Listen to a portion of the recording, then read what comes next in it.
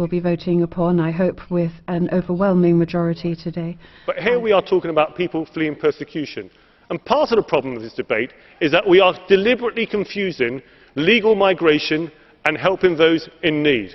And we have to put an end to that deliberate confusion. And at the same time, we have to be quite clear, and I was quite clear in my speech. We should not shut our borders and let no one in and turn a blind eye, but neither should we go down the road that you propose, which is to let everyone in. We have to process applicants fairly and let in those who genuinely are seeking refuge on our shores. Thank you.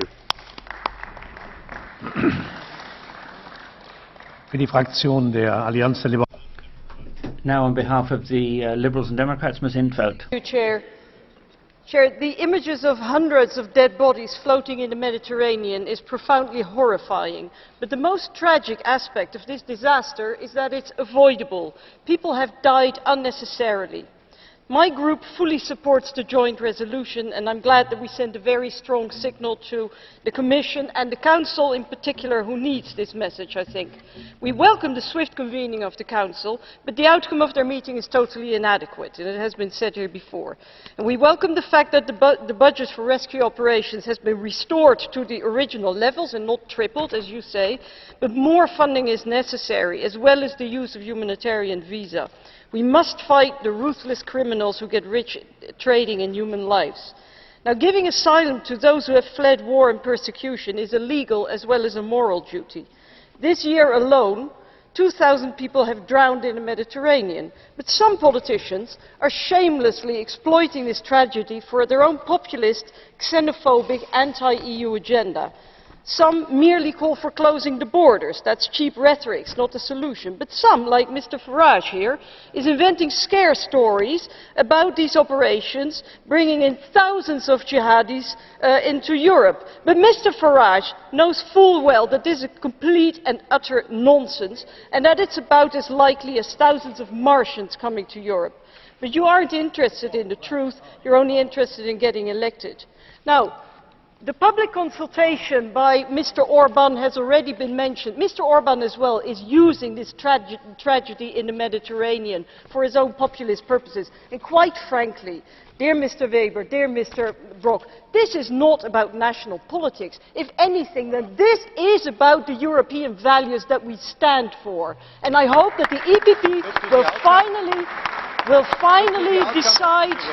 will finally decide to expel Mr. Orban. And incidentally, it's not media reports, it's on the government website. Now, Europe urgently needs policies for legal immigration. The reality is that our continent is rapidly shrinking as part of the world population. Europeans counted for approximately 20% of the world population in the 50s, whereas now we are a mere 7%. We need immigration in order to maintain our prosperity. Now, talking about legal migration is controversial and maybe not very popular, but that is what leadership is all about. It's not about finding the lowest common denominator or only taking easy and popular decisions. Leadership is about the courage to take tough decisions. And I welcome the words of Mr. Juncker, who is indeed showing leadership in this respect, and I would wish that the Council would do the same. And I hope Parliament will show that leadership today. Thank you. Ja, meine Damen und Herren, ich habe auch wieder. Ladies and gentlemen, a million blue cards again. You, sir. You made an accusation that Mr. Farage has made up the allegations that tens of thousands of ISIS and terrorists will be coming to this European continent. Are you therefore saying that those people who have warned us about this, the United Nations, are you saying that the UK's own security services, who have warned us about tens of thousands, and are you saying that the statements from ISIS themselves, who said that they're going to send tens of thousands, are all lies?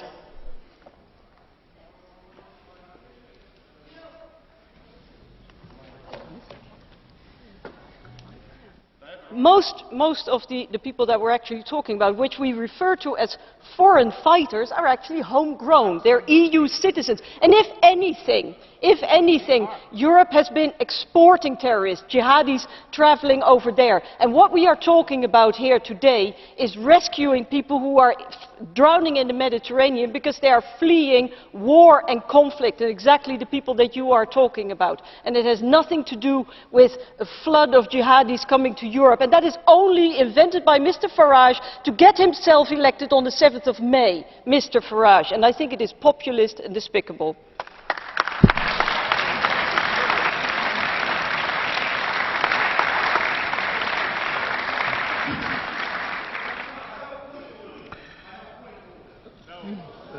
Das Wort hat jetzt. I'd like now to... The word despicable is thoroughly unparliamentary and should be withdrawn.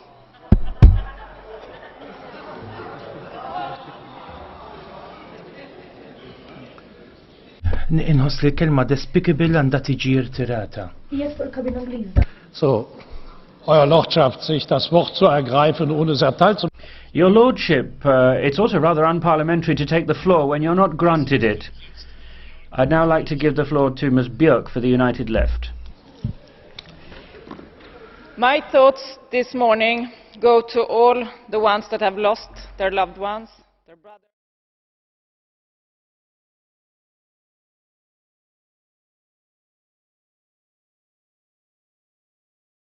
Those who are most disadvantaged, and they're playing on this. They're playing on fear. They're saying the immigrant is a criminal, the immigrant is potentially a terrorist. Now, as far as we're concerned, that is irresponsible, and it is, again, unworthy of heads of state and government to actually support that discourse.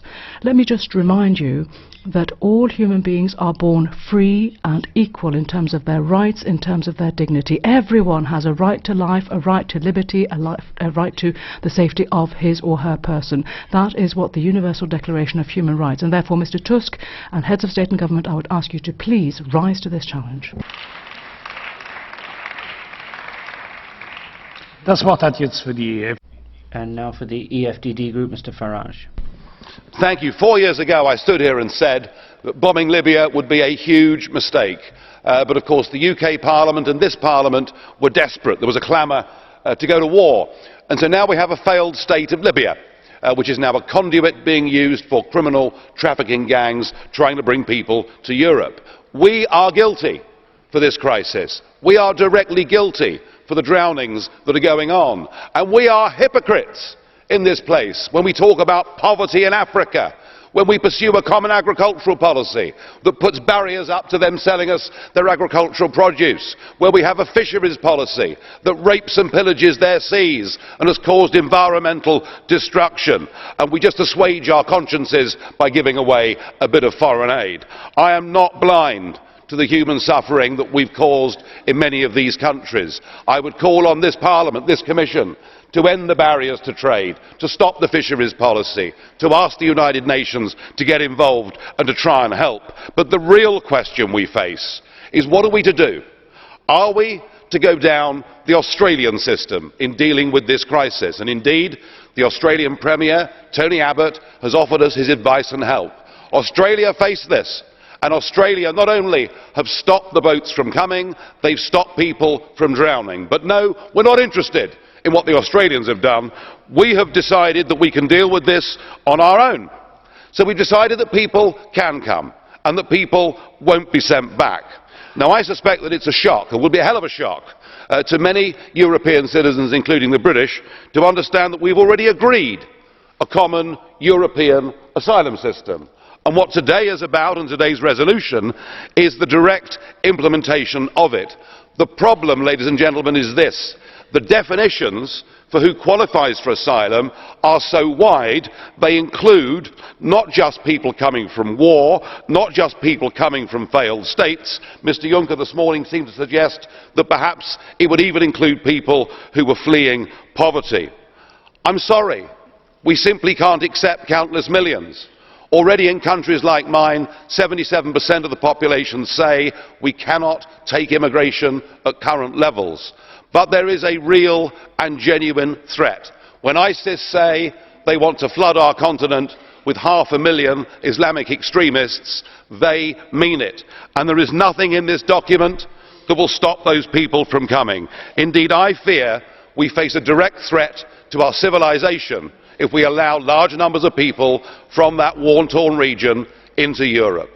It is ironic that 9 days before a British general election, Mr Cameron and Mr Miliband are not engaged in this debate, and in fact the UK can do nothing. We are impotent. We have surrendered our ability to get involved. I promise my party will stand up to this impending disaster for all concerned.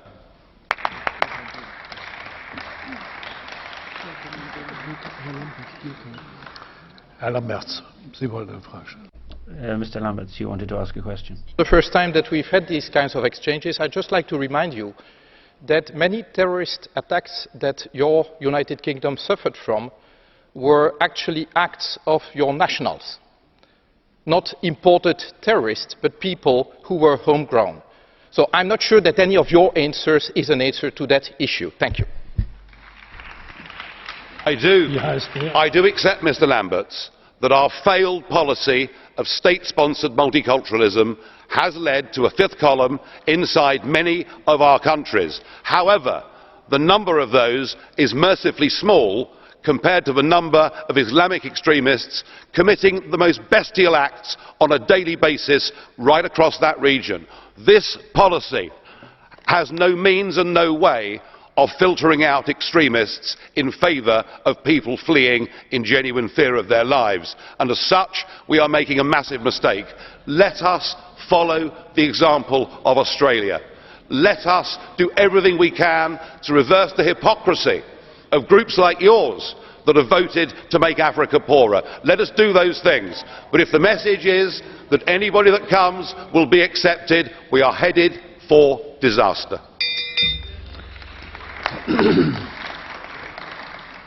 Herr Abgeordneter Faria, ich hatte den Mr Faria,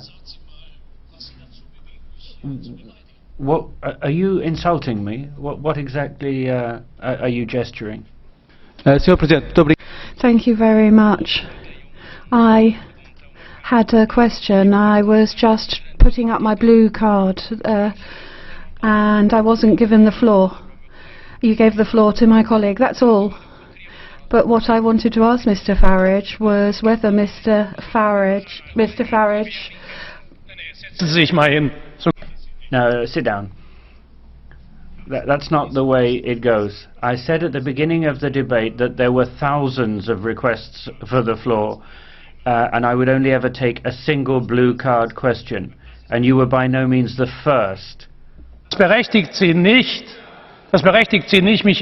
None of that entitles you to insult the President of the House. The next speaker is Mr Salvini, non-attached. Thank you, President. I have heard a wave of hypocrisy and racism from the left. I am ashamed on their behalf. I've heard the same things that they said a year and a half ago after the deaths off Lampedusa. They didn't have the posters, let's help them, let's provide help. But since then, another 3,000 deaths in the Mediterranean. Just how many smugglers do we want to finance? How many deaths do we want to have in the Mediterranean? It's incredible that the President of the European Commission, the Commission that is pushing Europeans into poverty, says we have to open the doors to the house, otherwise people will come in through the windows. But who's paying you? Who pays your wage? Do you really think that 1 billion Africans should, in fact, come to a continent which has hundreds of thousands of unemployed people? I'm embarrassed by the level of this debate, which is attempting to find political guilty people who are sitting here. Now you realise that the Dublin Treaty has to be changed. You confirmed that 2 years ago. The Lega voted against it, and those who are waking up today voted in favour of this 2 years ago. Are we going to have to wait for another 600 deaths before we get more hypocrisy from the left?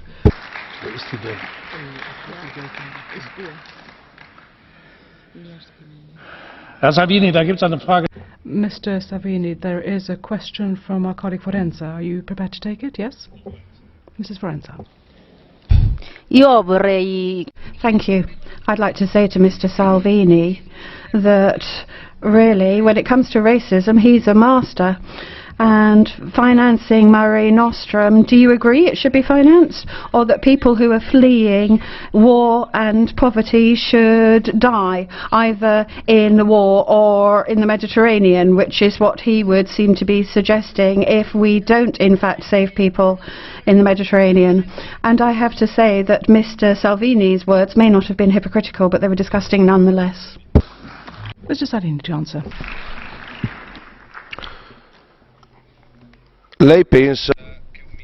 You think that 1 billion African citizens can arrive in Europe and live in Europe? Do you really think that can happen? Do you actually believe what you're saying? Or do people pass you messages? I think Mare Nostrum was a racist operation financing Islamic terrorism and traffickers. I think the only way out is to finance these countries and so that the people don't try to escape from them. I was in Nigeria recently, which I think the left wing should do, visit these companies, because I think the European Union should be able to grow and people should be able to live where they are born. But that's not what we're seeing, and we're actually seeing ethnic cleansing, which is something we would oppose in any case. Thank you. Next speaker, Mrs. Hohlmeier for the EPP. Gentlemen, presidents, colleagues, I think it's time for a serious debate. 50 million refugees constitute a problem.